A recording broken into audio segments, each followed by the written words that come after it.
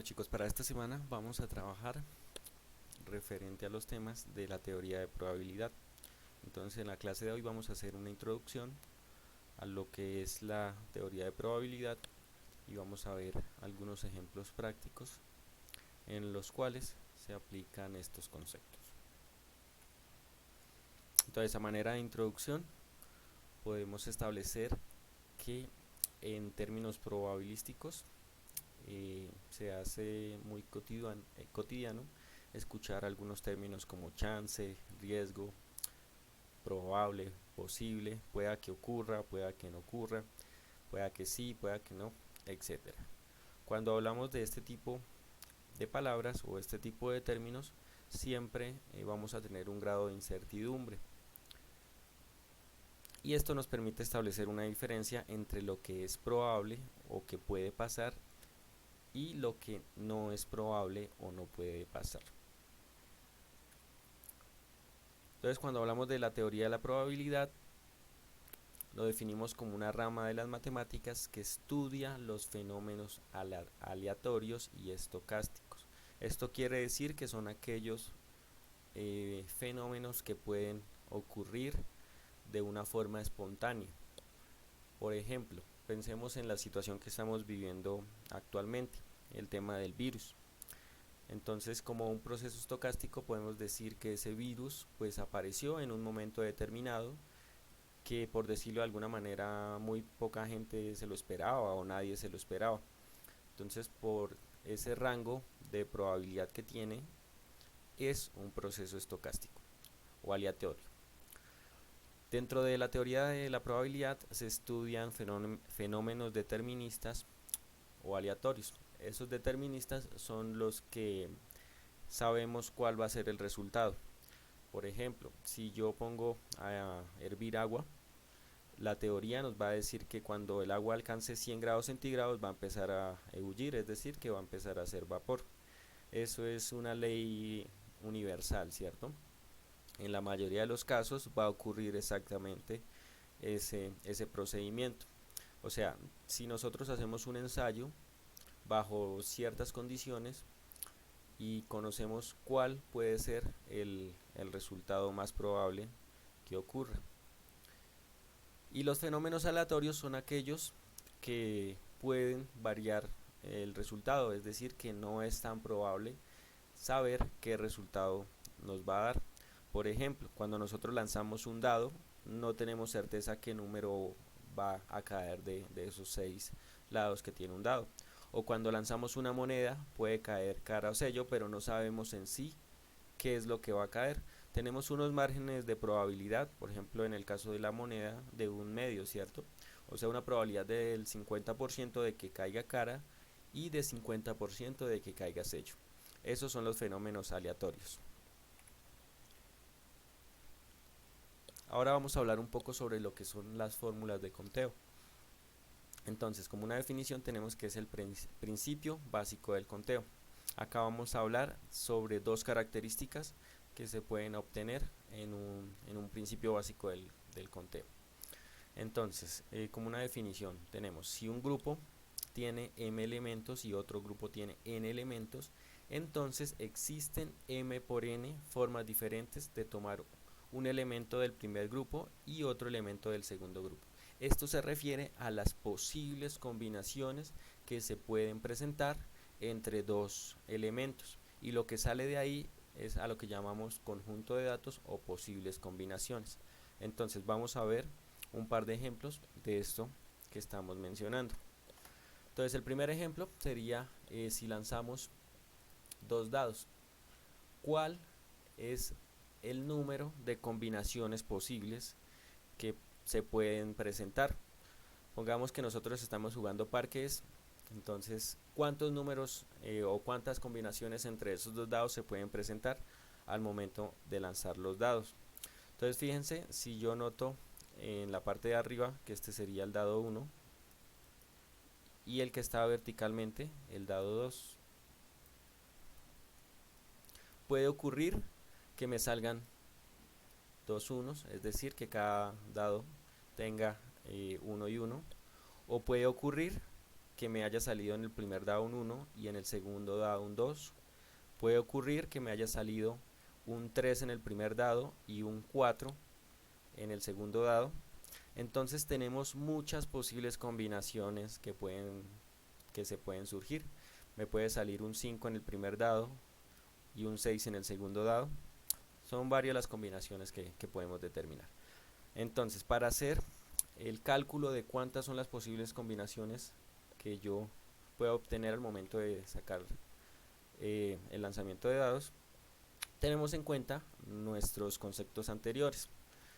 Entonces vamos a tener un grupo con M y un grupo con N, y para saber cuántas combinaciones obtenemos va a ser la multiplicación de M por N.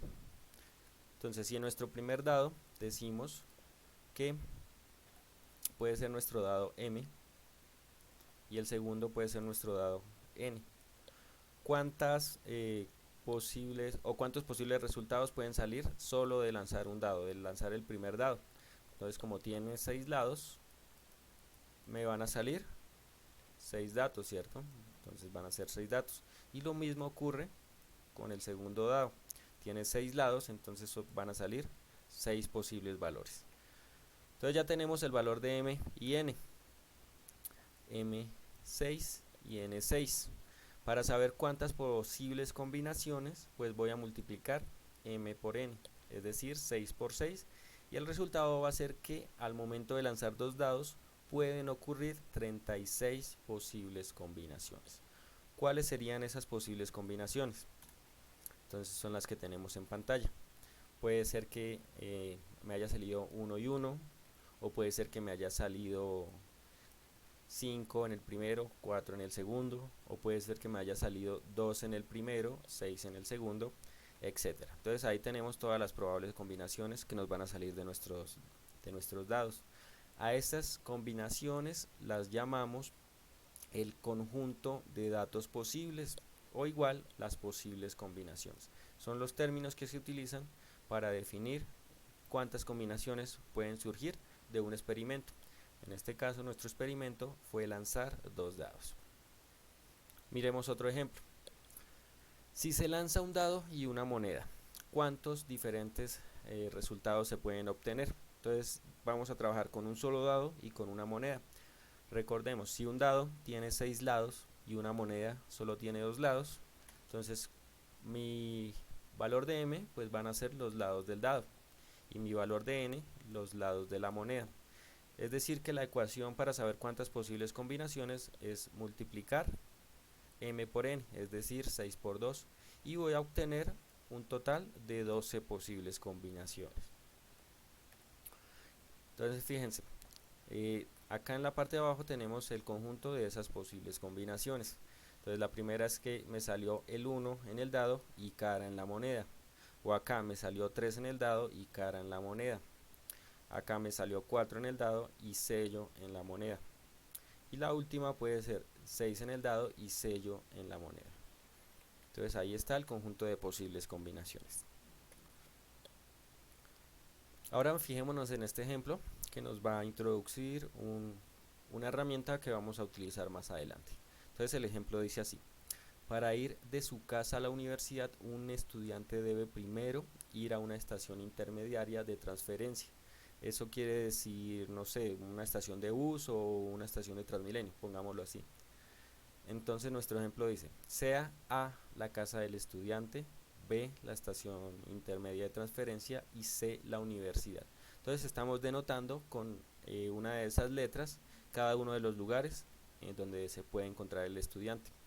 Ahora nos dicen, suponga que para ir de A hasta B, es decir, de la casa del estudiante hasta la estación, hay 3 líneas de buses, y que para ir de B hasta C, es decir, desde la estación hasta la universidad, se puede usar el bus de la universidad o el carro de un amigo. ¿Cuántas formas diferentes puede el estudiante ir de su casa hasta la universidad? Esto lo podemos representar con algo que se llaman árboles o diagramas de árboles.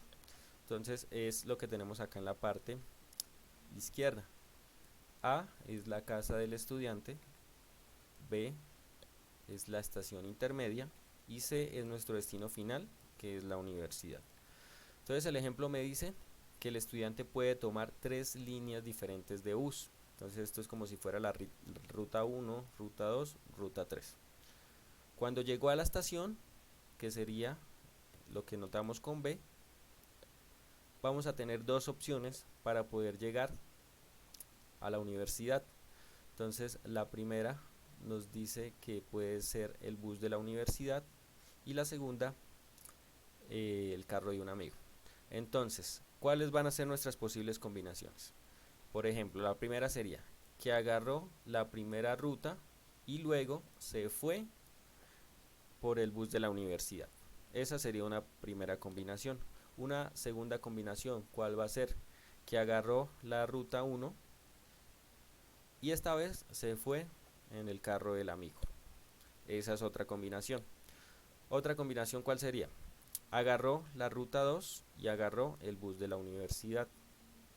O agarró la ruta 2 y agarró el carro del amigo. Y otra probable combinación será que agarró la ruta 3 y el bus a la universidad. O que agarró la ruta 3 y el carro del amigo. Entonces ahí tenemos el total de las posibles combinaciones.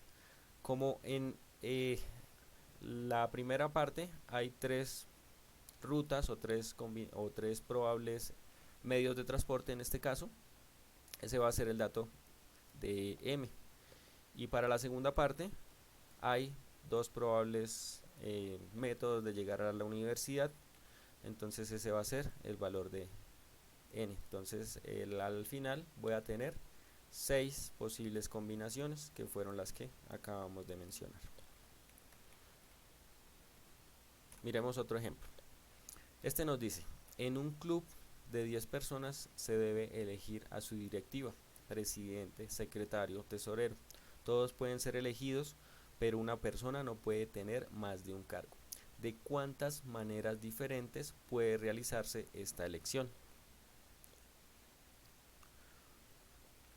Entonces fijémonos en cuál sería el proceso o cómo debemos abordar este problema. Acá hay que tener algo presente y es que si una primera persona ya es elegida presidente, ya no puede ser secretario ni tesorero. Es decir, que una persona no puede ocupar más de un cargo. Entonces tengamos en cuenta esa idea. Si elegimos presidente, ya no vamos a trabajar sobre un grupo de 10 personas, sino de 9 personas. Si ya elegimos el presidente y el secretario, pues vamos a trabajar con un grupo de 8 personas. Entonces al final ya descartamos los 3 cargos. Entonces sacando nuestro análisis vamos a tener una variable más. Entonces sería 10 de la primera elección, 9 de la segunda elección y 8 de la última elección, ya descartando los cargos que se hicieron anteriormente. Entonces al multiplicar esas posibles rangos, pues vamos a tener una forma de elegir a los cargos de 720. Es decir, que hay 720 combinaciones de elegir los 3 cargos en el grupo de 10 personas.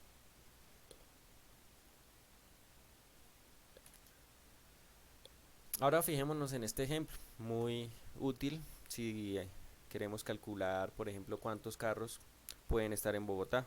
Entonces la pregunta dice, ¿cuántos posibles números de placas de carro puede haber en Bogotá? Recordemos cuál es la estructura para elegir, o mejor, la estructura que tiene una placa de un carro acá en Bogotá. Entonces, por lo general, todos los carros van a tener una primera letra, una segunda letra, una tercera letra, un primer número, un segundo número y un tercer número. Entonces vamos a tener un conjunto de 3 letras y un conjunto de 3 números. Si sacamos las letras de nuestro alfabeto y descartamos la ñ, ya que pues ninguna placa va a tener una ñ, entonces vamos a tener la siguiente combinación. Son 26 letras del alfabeto. Entonces el primer término pues va a ser una letra, el segundo término va a ser otra letra, el tercer término va a ser otra letra. Entonces de esa primera parte podemos sacar 26 para el primero, 26 para el segundo y 26 para el tercero. Entonces recordemos, 26 son las letras que hay en el alfabeto, por eso tomo 26.